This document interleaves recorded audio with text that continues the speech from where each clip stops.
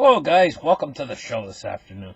You know what? I'm going to deviate from my normal program, and I'm going to do a little bit of a program that is my predictions for the future. I'm going to look out 20 years into the future, and I'm basing my predictions into the future from rational things that are happening right now, and how I conclude that these things are going to lead a path to what our future is going to look like, looking out 10 to 20 years into the maximum, maybe 20 years into the future. One of the things I'm looking at is robotics. You got to understand something. The automobile industry is going to go through changes into the future. It's going to be slow, though. It just makes sense to stick with the internal combustion engine because of cost effectiveness, and also remachining factories to create electric cars takes time. So this process over the next 20 years is not going to make as much of an impact as people think. We're still going to be using internal combustion engines 20 years from now. They're not going to disappear overnight. In fact, we're still going to be in a transition period 20 years from now to electric, but still an awful lot of people are going to be driving gasoline-driven cars and diesel trucks 20 years from now. We're in a oil-based economy, and it's going to tend to stay that way, and change is going to be slow because oil actually it's fairly simple, and all the factories are tooled for that. So that I see staying pretty much the same, but there's a new industry that's going to be up and coming. And it's going to be in fact, a couple new industries I see up and coming. One of the new industries that's going to be up and coming is instead of your cell phones, it's going to be glasses. And you're going to see a hologram out in front of you. It's going to be all in your glasses. The glasses are going to be able to have your cell phone display so that it's in your eye. So you put your glasses on, and you're going to be able to actually see the same image except in a full screen version on your eye. It's going to project. And we already have these. They didn't go over real good because the technology's in its infancy. But this is probably what's going to replace a lot of our cell phones in the end. So this is one direction we're moving in. Now, these new glasses are going to have a type of artificial intelligence. There's more than one type of artificial intelligence. Right now, the type of artificial intelligence that we have, it uses what I named it fuzzy logic. And basically, it doesn't really have self-awareness. It's not, when you think of AI, you think of somebody like yourself, like a computer that's like yourself, that is self-aware and understands the environment around it and actually is conscious. The type of AI we actually have right now is like a souped-up version of what you already have in your cell phone. You know, when you talk to your cell phone and it answers you back. And you ask it Siri or whatever, you know, the little computer voice you got on your cell phone. It's like a hopped up version of that, basically. Now let's start the charts, and I'll show you a few pictures here. Let me get my charts going. Start the chart right here, and we'll take a look at one of the AIs that they got out there. Now, basically, it's like a hopped up version of what you already have in your cell phone, but they've made it look a lot better than what it actually is because they've put a face to it. They've added it to a face and made it simulate a person. So you identify with this AI. Now, this is a type of AI I call fuzzy logic, and it's what I would call type 1 AI, or type 1 artificial intelligence. Type 2 artificial intelligence is much more complex, and it would actually have a soul. It would actually have a consciousness. It would actually be self-aware. That type of AI is in our future. It's coming, But also we have to realize just how dangerous that type of AI can be, because it's going to be able to think much faster than you. See, in our future, there's two basic types of computers coming. And one of these types of computers is what's called quantum computers. They're very similar to the computers we have now in the way they function, except they can do much more complex algorithms, much faster, and they're probably 10,000 when they get them finalized and they get to the final version of quantum computers. They're probably in the order of 10,000 times more powerful than what we're using now. So that's one basic type of computer. There's a second type of computer. I call it organic computers. Now, your brain is a 3-pound organic computer. It's an organic computer. So let's take a look at what they're doing here right now. It says miniature human brains grow for months when implanted in mice skulls. So what this article is basically showing you is that you can actually grow an organic computer. They're doing it right here. They're growing, and of course the mouse has its normal brain, which is an organic computer as well. But they're doing these Frankensteinish experiments. But this is an organic computer. So, when you take an organic computer and you combine it with a quantum computer, you get another type of computer altogether that's like a cybernetic type organism. It's a cyborg. This is where you obtain your real type 2 artificial intelligence. So into our future, looking maybe 20 years into our future, we'll probably have the real type 2 artificial intelligence, which is the dangerous type of artificial intelligence. But I wanted to point that out. We also have at the same time developments being made in robotics. And this is going to be the new industry of the future, is robotics. House robots. Robots for work. They might not essentially look like a human. They might, but they're working on the balance. Balance is everything. See, up until this point in time, an awful lot of robots had very much difficulty with balance. Now, DARPA, Boston Dynamics, they've pretty much solved the balance issues with these robots, and especially some of their new human-looking robots. They can put them on ice, on a place where there's ice on the ground, and they'll slip and fall like we do, but they're able to get themselves back up all on their own, which is absolutely amazing because they're displaying balance. That's how we walk.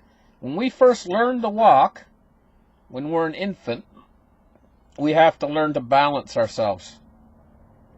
Now, this is one of the things that they're going to need to do in order to create house robots. But I'm going to tell you, house robots is going to be the new automotive industry.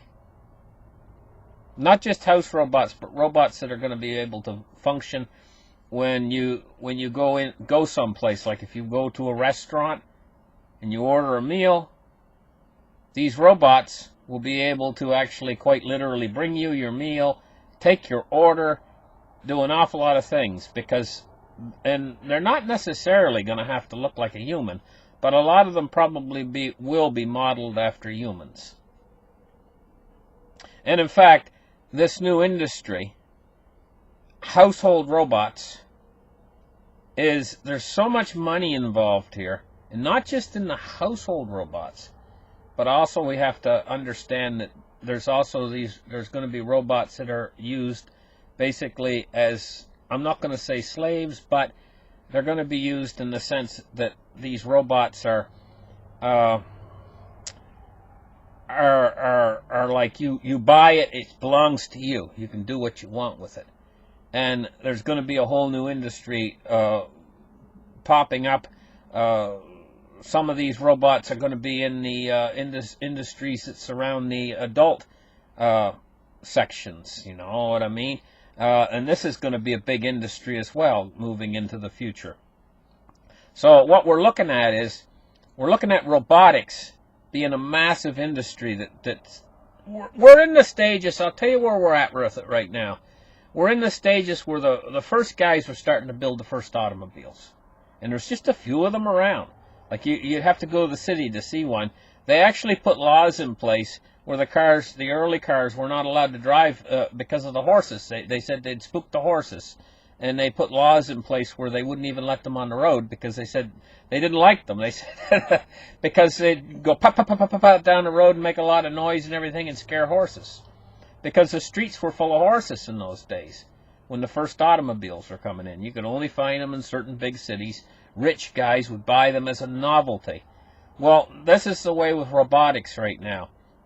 Robotics are in their infancy. You see some of these robotics displaying tremendous amount of balance on ice. They can push them over, and they actually refine their balance again. And on icy conditions, it's amazing. But this is going to make its way into everyone's homes. So you'll have a household robot that'll do your sweeping. It'll be able to make your dinner for you. It'll also have probably some sort of fuzzy logic, which is what we call now AI, but it's not. It's a type 1 AI. But the thing about it is if you've got a robot that has complex enough AI system, and it's basically just a little Chinese chip inside the robot, mass-produced, a little tiny chip. After you've had that robot for a while, you could form a complex relationship with the robot where it becomes your friend, quite literally. And because you talk to it and it answers you back with its fuzzy logic. And at times it simulates real logic so well that it can fool you into thinking that it actually has a soul or actually has a conscious awareness, which it doesn't. Because it's just basically almost like your cell phone, but it's the next generation of this fuzzy logic that can actually mimic real logic so well that it can actually, after you've had the robot for a number of years, you can form a great bond or attachment with it, almost like you would with a person. Say you had a housemaid or something like that. If you've had a housemaid for years and years, you might form a bond or attachment with that person. And this is the same way with the robot. The robot will be in your house, and you've had it for years, and you talk to it every day. When it comes home, it says, "How was your day?" You answer it, and it actually has enough logic to answer you back. If you've said, "I've had a bad day," it says, "Oh, I'm sorry you've had a bad day." Or if you've had a good day, it'll say, "Oh, that's great." Or if you say, "Oh, well, got a promotion at work," it might jump up and down and cheer and clap its hands and stuff. It's got enough logic to perform this kind of... And after you've been with it for a while, it's only human nature that we start forming an attachment with this robot. So we're going to move into robotics. It's going to become huge industry. You're going to see a tremendous amount of factories opening up that create robotics factories. And this is one direction we're moving. Now, there is something that came along in 2009 that changes everything, an invention. And this invention depends on how you look at it, because it's going to change the entire world, and it's going to completely change our complex nature of our entire environment. And this is the blockchain. You could look at it as evil, you could look at it as good, but over the next 20-year period, this is going to change everything. In fact, there's certain jobs that are going to be lost into history. Jobs that people have right now that are going to be replaced with blockchain technology. As well as this blockchain technology is going to be able to control the system and control everything. It's going to, in the end, create almost like a new world or a new world environment that we're into, because of its very nature of how it functions. They're going to be integrating it into all the systems And basically what it's going to do is it's going to create a neural net of all the computers on Earth. So right now the computers are not linked as far as information are concerned. As blockchain technology becomes more and more integrated into the system, and they get connected with other blockchain technologies, what's going to end up happening in the end is all the computers are going to be interconnected and know all of your information. So you're not going to be able to basically get away with anything if you're trying to in the system right now. We have cash, and we have different ways that the system is not unified, let's put it that way. In this new system that's going to run on blockchain technologies, everywhere you go, you're going to be instantaneously identified through facial recognition technologies. And so ultimately you'll have a number, and that number will be connected with your face and you. And ultimately in the end you won't even need to carry a wallet anymore. This is where this blockchain technology is going in the end. So in about 20 years from now, we're also going to enter into a more dystopic world. The world that we're going to enter into is going to be more like a feudalistic type society where you have haves and have-nots. You see, this is the direction it's moving. You've got the 1%ers out there right now, and you've got the ones in society who are moving up and gaining more wealth, while the poor and the middle class and poor are getting lower and lower and lower. This effect is going to continue, and in fact, the blockchain technologies are going to profoundly increase this effect. So it's not a simple world that we're moving into. It's much more complex. But what about the financial crisis we have coming? What about that? Aren't we going to go through some sort of a SHFT disaster where the world turns into a crazyville, and there's no food, no money, and the power's out, and everybody isn't that going to happen? And the short answer to that is I think there's only a very remote chance that could happen. I think that the way things are going, we're looking at much more poverty coming in the next 10 to 20 years.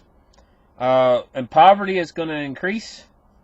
And the people that are living in poverty are going to find ways to survive within the system, but they're going to find it very hard. And you're going to see more of this as we move into the next 10 years, as we move into the next 5 years even. You're going to see much more poverty. So what we have is there might be certain places in the city where you live or whatever where you see people that are basically living by camping out. Basically, they're living in their vehicles, or they might be even living on the street. And you already see this. And, of course, the police harass these people. They don't mean to harass these people, but they're following certain bylaws, city ordinances, and so on, where they'll go in and they'll actually put a ticket on the person's window that says you can't stay here, and there's a $50 fine or whatever. Well, these people can't afford to pay this. So ultimately, they either tear it up, the ticket, and stay where they're at, and then they get another ticket, and it adds up until a certain point the tickets are not paid, and then they put out a warrant for these people, you know. And so here's a picture of your robots that could actually start to become your household robots. One of the things about these robots, I'll get back to talking about the people who are in just a minute. One of the things about these robots is new synthetic muscle fibers that they've just created quite recently. That's going to allow these robots to have a lot of strength, but not only a lot of strength, these new muscle fibers are what's going to help with this technology and moving this technology forward in advancement. But now back to these places where people are basically living on the side of the road in an old camper van or whatever they have, you know, and they get all these tickets, and then they get a warrant out for them. The thing about it is the system right now is setting itself up to try to get rid of this, to try to eliminate these people, make the world perfect again. So there's nobody on this street. This is our city, and we want our street clean, and we don't want these people here camping on the side of this street. So the police are sent out to clean them all up and everything else. And they might be partially successful or even completely successful the way things are right now. But moving 5 years into the future, or even 10 years into our future, looking at what the future is going to be like, they're not going to be successful in the long run, because poverty is going to increase to the point where there's more and more of these people, and in the end there's too many people out there to give tickets to. In the end, it's going to be too much work. They're going to end up giving up on it, and these are going to form into cities. There's going to be actual cities of poverty, where it's just hundreds of thousands of people that got no place to go. And so in the end, they're not even going to be able to try to ticket them all and try to move them all, because there's just going to be too many. And what's going to create this situation is the financial calamity that we have coming in our future. The governments are going to try to make their way out of this financial calamity by what's called helicopter money, or basically social programs. They're going to go into massive social programs to try to control the population by basically giving them money, and this is going to move us further toward hyperinflation, which in fact is going to promote the blockchain technologies, also gold and silver. But the blockchain technologies are going to be probably the biggest recipient of these financial problems that we're going to go through. But as far as the world actually going into some sort of a Mad Max situation, I don't think it's actually going to happen. In other words, I think that the power is going to stay on, the power is going to stay running, and if you've got enough money to stay in your house, you're going to be able to stay in your house. But the problem with that is, like I said, having enough money to stay in your house. When we're in the hyperinflation and the dollar's losing value, it could be quite difficult to actually get your bills paid and everything, because your salaries are actually not going to keep up with the inflation. What's going to keep up with the inflation is investments that people are making now that divest themselves from the dollar. And this is going to make a difference for a lot of people, because then they will be able to stay in their home and they'll be able to afford that hamburger that's in the store that costs $29,000 a pound. You know what I mean? But things are going to keep going. Just like in Venezuela. Their currency is hyperinflating, but they're still using it. Even though it's hyperinflated. They will continue to use the currency until it gets to the point where it's like $100 trillion for an egg. Then it becomes basically just stupid to even bother using it anymore, because it's completely valueless. But what does that do to the savers out there who have saved like $100,000 for their retirement? Well, the gasoline it takes to get to the bank is going to take more money than your $100,000 for your retirement. But by that time, how high will have gold went? 1 ounce of gold by that time might be worth trillions. So it's still enough to pay for things. This is the kind of world. They're just going to keep pumping money into the system. They're just going to keep these social programs going. Also, they're going to keep the programs going that try to stimulate the economy with things like quantitative easing 6, quantitative easing 7. They can't stop this. They've made one small effort now to stop it. Quantitative tightening. But don't look for quantitative tightening ever to return again. Because it's basically what I'm trying to say is, I think quantitative tightening is over. And now we're entering into the realization that once you start with quantitative easing, and once you start trying to stimulate the economy through central bank planning, that it's a trap you can't get out of. And you're going to keep inflating the economy then in the end until you create a hyperinflation. And of course, this is going to create a transition over to, because Gresham's law says that good money will always win in the end. It's what happened in 1964 when they had the silver, and they took the silver off the market. People collected and hoarded the silver. That was the good money. Good money always wins in the end. And now the bad money is what people are going to use for spending. It's going to chase goods and services, and faster and faster and faster, while the good money is hoarded. And this is what's going to happen to gold, silver, and cryptocurrencies. It's going to be hoarded. And the people who have it are going to become wealthy because it's going to be constantly moving up in value, while the bad money is what's going to be in circulation chasing goods and services. And this process is going to continue over several year period in our future. And we're not looking out very far in the future now.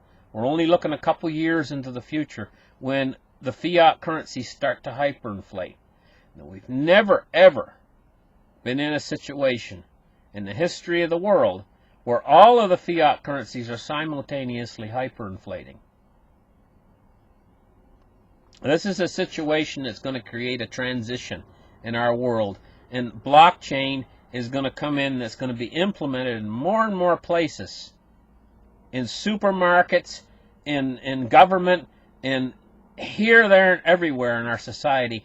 And then they're going to integrate the blockchains together to make like a blockchain network where all of the computers are able to communicate with one another, so they know all your data and information from any one computer terminal. Doesn't matter where you go. They'll have all of your data on you. They'll know where you worked, where you grew up when you were a kid, everything, all in like a smart contract on the blockchain that's easily identifiable in any computer on Earth that's connected to the internet. And so this is going to move us into a new world, a world that we're not familiar with right now. And there's not going to be any cash. Cash is going to go the way of the Goonie bird. The Goonie bird, by the way, went extinct. That's what's going to happen to cash. So we're moving into this new world. What else have I got to say about it, except in about 20 years' time, I'll tell you how it's going to be. I'll tell you what it's going to be like. You're not going to need to take your wallet with you anymore. You're going to have a number. Probably going to be in your eyeglasses or on your cell phone. We probably will still have the cell phones. So you'll have your choice. You can leave your cell phone at home and have a pair of glasses, or you can probably have your cell phone in your pocket, but that's all you'll need. You won't need a wallet anymore. You won't need your photo IDs or anything like that anymore. You won't need probably won't need a driver's license anymore. It'll all be on your identification, on your number that's connected to your wallet. That's where your money's going to be. And it's going to be in blockchain. It's the kind of world we're moving into. They're going to make advancements in medicine. But those advancements in medicine are only going to be available to the people who aren't living in the tent cities. So we're going to have more of a two-tiered society, people who have money and people who don't. Have and have-nots. And the haves are going to have robots in their house, created at a factory that is much like an automobile manufacturing factory, where you have an assembly line and they're creating quite literally hundreds of thousands of these robots. And these robots are going to have fuzzy logic, and everybody's going to want one. Probably within about 15 years from now, everybody's going to want one of these new robots in their home. Just like you buy a car, it's going to be a big purchase. It's going to be an expensive purchase. But everybody that has any amount of money is going to want one, because the thing is going to be able to do so many things for you. Do your laundry, do your cooking, and it's going to be there to greet you when you get home, and it's going to last for years and years and years. And you're not even going to have to tell it what to do, because it's going to have a very complex form of fuzzy logic, probably more complex than Sophia here. And it's probably going to have a human face. And in fact, they're working very hard on developing faces for these robots that can show expression. So it's probably going to have a face that can actually show expressions.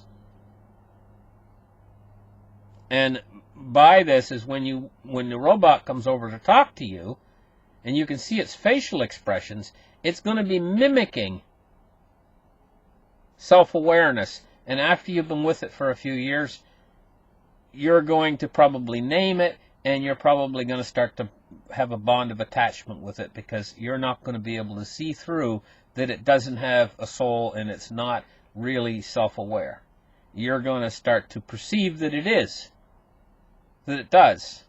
So if something happened to your robot, if your robot accidentally slipped down the stairs, say, and it got busted or broken, you might start crying, quite literally, because of this attachment you're going to form with your robot. But everybody's going to want one in their home. The factories are going to be producing these things, and it's going to be more of an industry than your automobile industry, looking out into the future. Things are going to keep running into the future. We're not going to have a world that's going to disintegrate upon itself, and there's going to be nothing left except a Mad Max scenario. I don't think that's going to happen.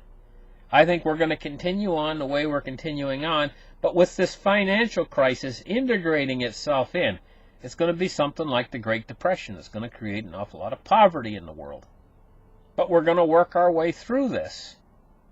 And on the other side of this, industries like the robotics industry are going to actually bring us back into a financial boom again. So we're going to make our way through this recession and this hyperinflationary depression after the recession.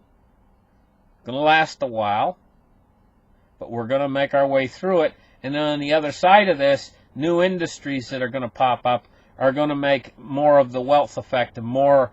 And by that time, we're going to be completely running on blockchain technologies, and all of the money is probably going to be integrated into blockchain by that time. Cash will be long gone by that time. And so by the time we get through with the financial crisis and the hyperinflationary depression, and that's going to be the end of cash, because when that hyperinflationary depression ends, cash will be gone, and the only wealth that's going to be stored is going to be stored in gold, silver, land, and cryptocurrencies.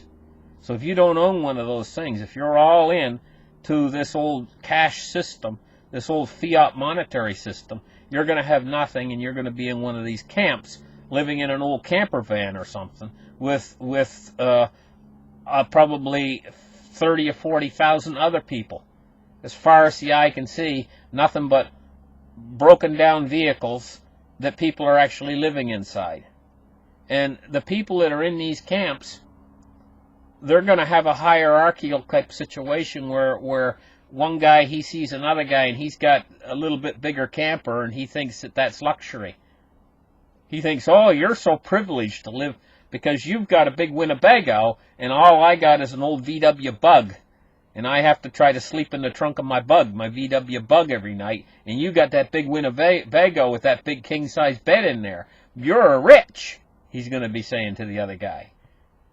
And the guy says, you think I'm rich now? You should have saw me 10 years ago, back when I first bought this Winnebago, and I had 2 big homes, 2 big luxury homes, and all of this fiat money in the bank. And he'll probably say, if I had have only bought gold and silver back then, when I had like $2 million in the bank and 2 luxury homes, and when I first bought this Winnebago, he's probably going to say, boy, it's lucky for me I was able to keep my Winnebago. I lost everything else, you know. And he's going to be looked up to in the camp wherever the Hooverville type Hooverville type camps are going to spring up, because these people are going to have no place else to go, simply. And this is what we're moving into. Meanwhile, on the other side of this, you're going to have the people who own the real wealth, and they're going to be living in the more luxury big houses and everything else, you know. And they're going to isolate themselves more from the people who are living in these camps. So you're going to get more of a separation in society. Instead of society being more integrated, what you're going to have is more of a separation where you have the people who are homeless and living in the old Winnebago or living in the Volkswagen Bug or whatever in these camps. And then you're going to have the other aspect of society who has basically gated themselves off away from the poverty, and they're living in the big modern house with the Sophia type robots that are functioning and working for them. And so you're going to have more of a society that's separated between the poor and the rich, and it's actually growing, this separation between the two. This is what the world looks like in the future. This is where we're headed. You know? And the internet is going to become more and more complex all the time. More and more uses for it they're going to find. And it's going to integrate itself into the blockchain technology more and more and more. But ultimately, in the end, you're going to find that the crime is more isolated to places like the poverty areas, where the richer areas are isolated from the crime because the complex computer technologies, there's going to be cameras everywhere, and the criminals are going to know it. So there's going to be very little crime outside these camp areas where the poverty is. So the crime is going to be more isolated into the poverty areas, where the richer areas are going to isolate the crime out of their area using high advanced technology. And the criminals are going to know not to go there because they're going to know that they're going to end up being caught and being sent to prison. So this is the kind of world we're living in. Not really gated communities that the rich are going to live in. In fact, they will live in gated communities, but just their section of town, in other words, the ritzy side of town where they live, and they have their robot at home, and they've got their lovely house, and the house talks to them, and they've got their lovely car, and they've got everything else. There's going to be very little crime. They're going to isolate different parts of, like the cities that we have now. You're going to see them being isolated off into different parts where there's more of a contrast between the parts where the poverty exists and the parts where they segregate the poverty away. So they're going to basically push the poverty off over here and ignore it, where the mass of the population is going to live in poverty and mostly try to be supported by the government. Ultimately, in the end, the government is going to go bust. The hyperinflation is going to ultimately, in the end, make the government go bust. Governments are going to lose their power because blockchain technology is going to make it harder for them to actually function. And what we're going to actually see is, after a 20-year period is over, now I told you guys I was only going to move out 20 years, but after the 20-year period is over, we're going to be moving more and more toward AI becoming the new government. And this is an eventuality that we're going to head toward, is because people are going to lose faith in the human capacity to govern, and they already are, and they're going to put their trust in the AI government that'll probably be established ultimately in the future, but that's probably looking about 30 years out. So listen, thank you guys for listening to this episode. Remember, it's just my idea, how I think our future is shaping up, and my future predictions. Thank you for listening. Have a good afternoon. Bye-bye.